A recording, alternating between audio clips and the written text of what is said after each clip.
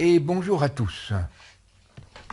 Vous allez découvrir aujourd'hui une fantastique méthode. Une méthode qui existe depuis 36 ans et qui est à sa 5e édition. Vous allez découvrir la 5e édition d'une méthode qui date de 36 ans. 36 ans d'expérience d'une méthode. Une méthode, qu'est-ce que c'est?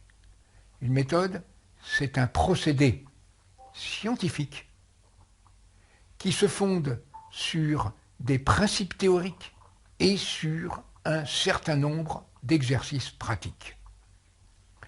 Cette méthode s'appelle la dynamique mentale et cérébrale interactive.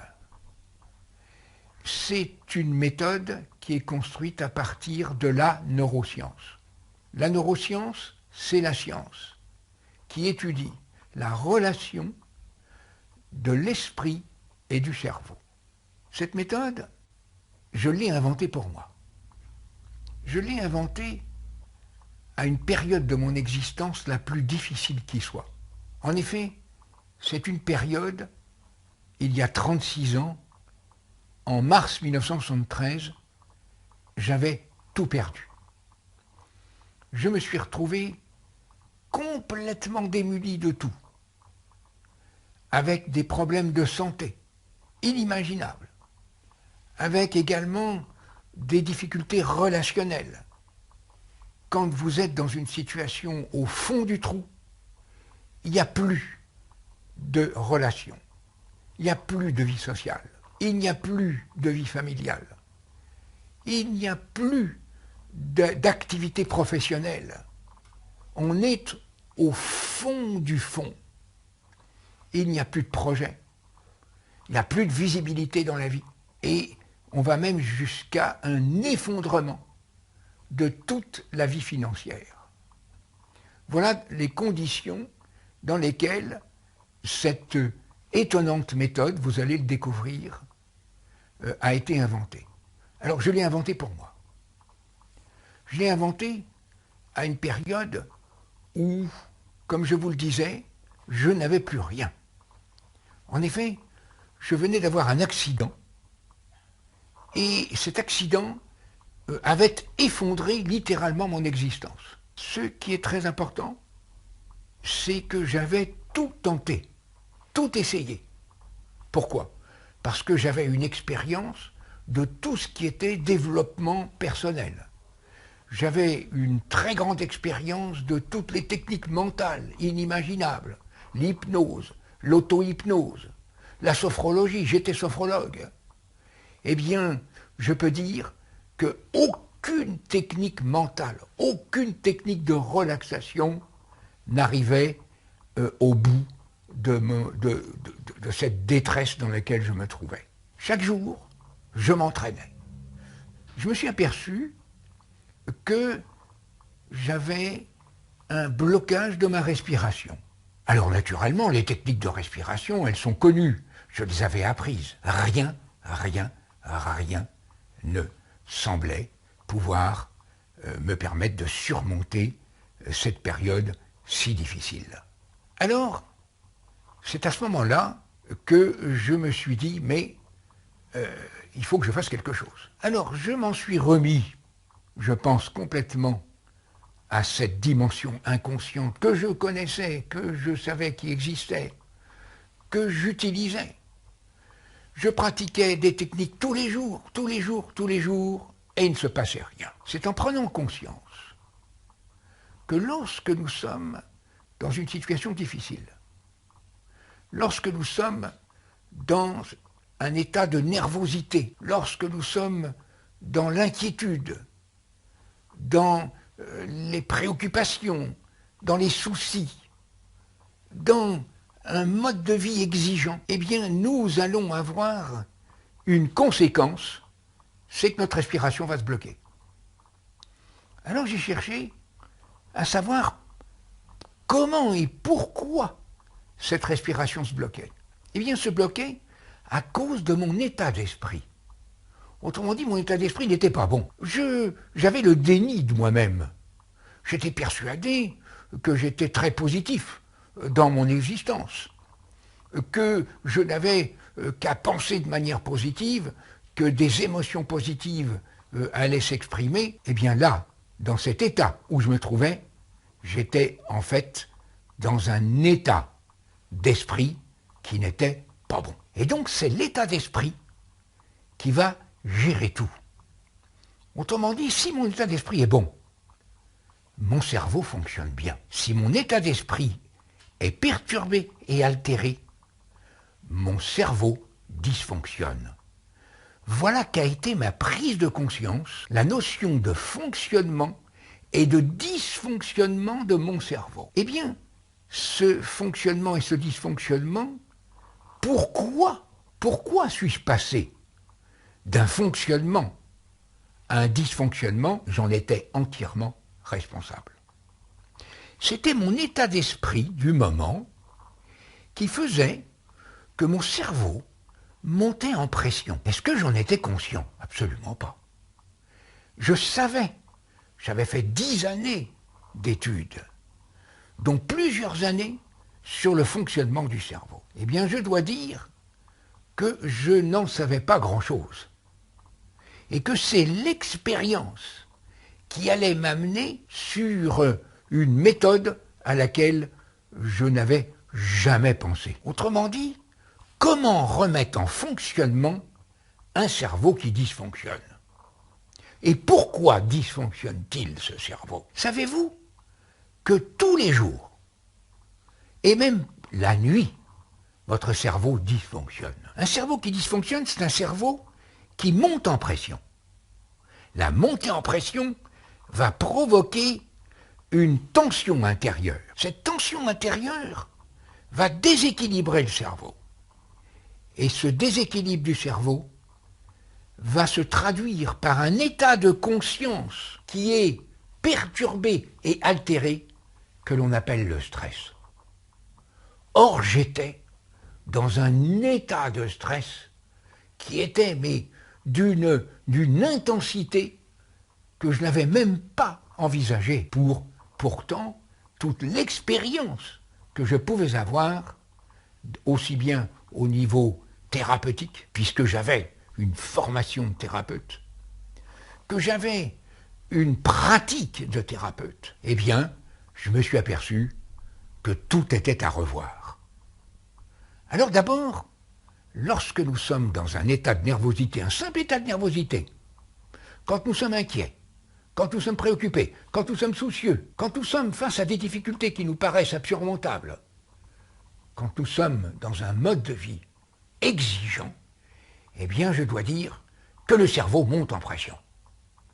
Cette montée en pression va provoquer une tension intérieure. Et cette tension intérieure va occasionner un dysfonctionnement de notre cerveau.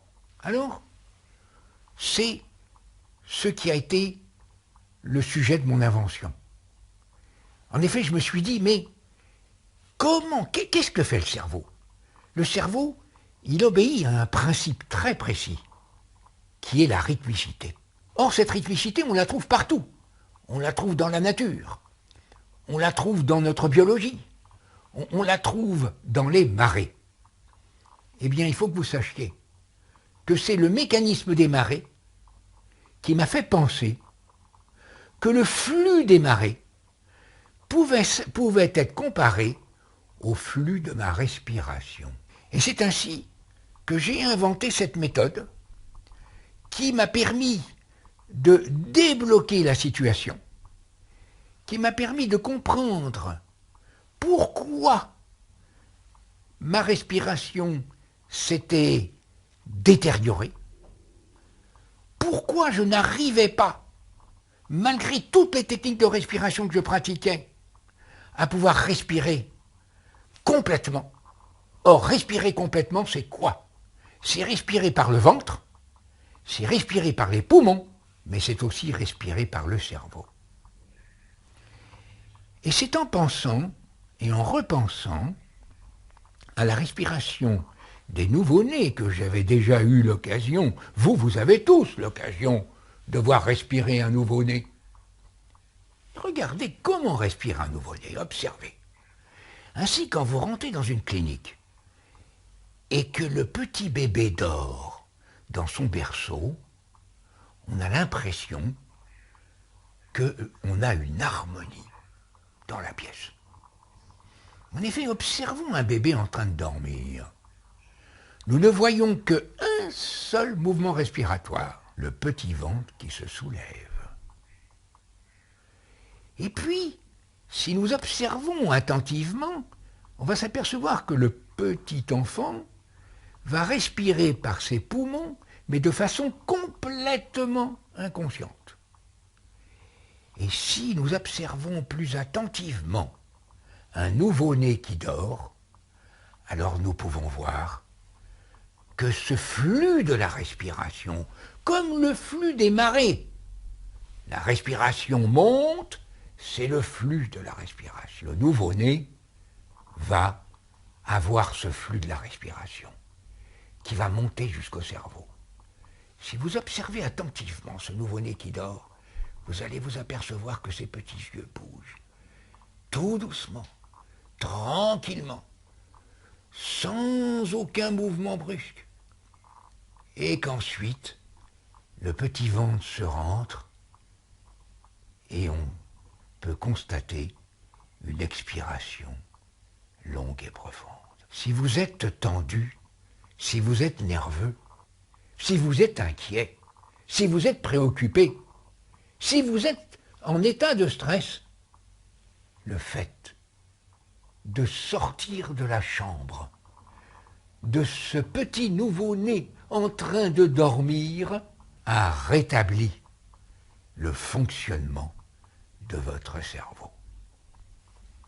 La méthode, un procédé scientifique associé à des exercices pratiques, m'a fait retrouver cette respiration du nouveau-né. Et lorsque j'ai mis en pratique cette respiration du nouveau-né, que j'ai retrouvé, que vous avez tous en vous dans votre cerveau, qui est profondément gravé, qui est imprimé, qui est ce qu'on appelle, c'est pas du tout un programme, le cerveau n'est pas un ordinateur. On ne programme pas un cerveau, il ne se programme pas. Il construit des modèles cérébraux et mentaux.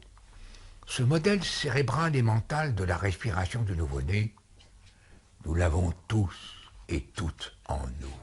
Alors il suffit de retrouver, de faire retrouver à notre cerveau, en travaillant avec cette merveilleuse entité, que nous allons retrouver un état de fonctionnement normal, un bon fonctionnement de notre cerveau.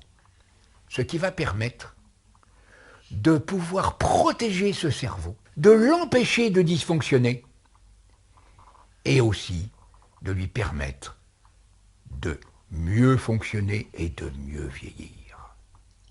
Ainsi, je peux en donner l'expérience, une expérience personnelle. Je pratique cette méthode, j'en pratique toutes les techniques chaque jour en me réveillant. 5 à 10 minutes d'exercice et d'entraînement du cerveau permettent de protéger votre cerveau, de lui permettre d'être en état de bon fonctionnement et d'une bonne utilisation, ce qui va ralentir et qui va permettre un meilleur vieillissement. Ça va permettre aussi à notre cerveau d'exécuter les tâches que vous attendez de lui, mais surtout d'apprendre et de réapprendre des choses nouvelles.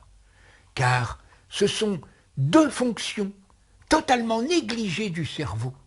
La première, c'est une véritable centrale d'apprentissage et une véritable centrale d'exécution des tâches. Alors, si vous souhaitez retrouver cette respiration du nouveau-né, si vous voulez permettre à votre cerveau de bien fonctionner, si vous voulez vous permettre de pouvoir apprendre faire apprendre à votre cerveau des choses nouvelles et qu'il exécute les tâches que vous attendez de lui, alors je vous propose de vous transmettre, de vous faire connaître, de vous apprendre